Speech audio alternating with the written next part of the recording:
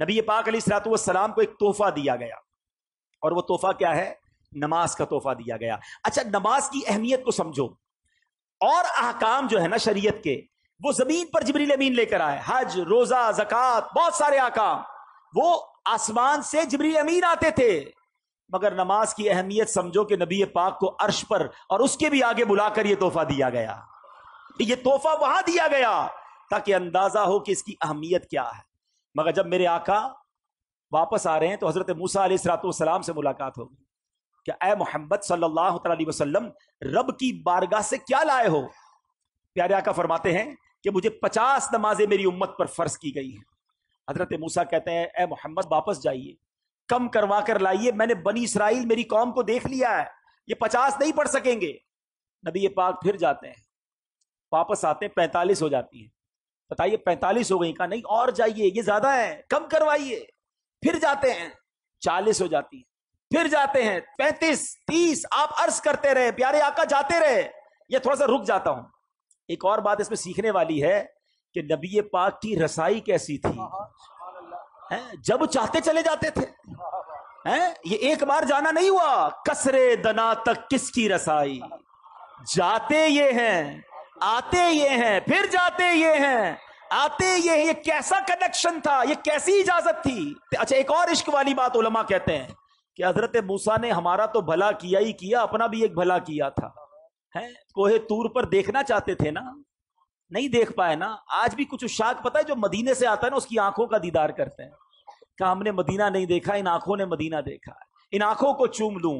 حضرت موسیٰ پیارے آقا کی ان آنکھوں کو دیکھنا چاہ رہے ہیں۔ حضور ذرا پھر دیکھ کر آئیے، میں پھر آنکھیں دیکھ لوں۔ آپ پھر اللہ کی بارگاہ میں جائیے، میں پھر آپ کی آنکھیں دیکھوں۔ بار بار نبی پاک جا رہے ہیں، آخر 5 ہو گئیں۔ حضرت موسیٰ نے تو وہاں بھی کہا تھا حضور اس کو بھی کم کروا کے لائیے۔ نبی پاک فرماتے ہیں مجھے حیا آتی ہے اللہ کی بارگاہ سے۔ مگر وہاں سے ارشاد کیا ہوا؟ حدیث پاک ہے کہ جب 50 سے 5 کر دی گئیں تو آواز دی گئی اے محبوب ہماری بات نہیں بدلتی، آپ علیہ الصلوۃ والسلام کے لیے ان 5 کے بدلے میں 50 کا ثواب ہے۔ اے مسلمانوں، یہ تحفہ معراج کی رات ملا ہے۔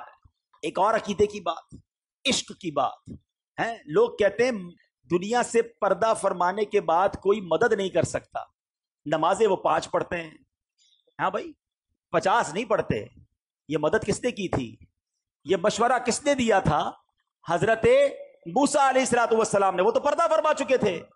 تو اگر مدد مانگنا غیر اللہ سے اور وہ بھی دنیا سے چلا گیا غلط ہے، تو پھر ان لوگوں کو تو 50 پڑھنی چاہیے۔ ہم تو مانتے ہیں بھائی کہ اللہ والے دنیا سے جانے کے بعد بھی مدد فرماتے ہیں۔ تو اب یہ سمجھنے والی بات ہے کہ یہ احادیث میں ہے، اللہ کے حبیب فرما رہے ہیں کہ مجھے حضرت موسیٰ نے کہا کہ جائیے واپس عرض کیجئے۔ تو اس کا مطلب یہ ہوا کہ اللہ کے نیک بندے اور انبیاء تو سبحان اللہ، انبیاء، صحابہ، اولیاء اللہ کے کرم سے یہ دنیا سے پردہ فرمانے کے بعد بھی مدد کرتے ہیں۔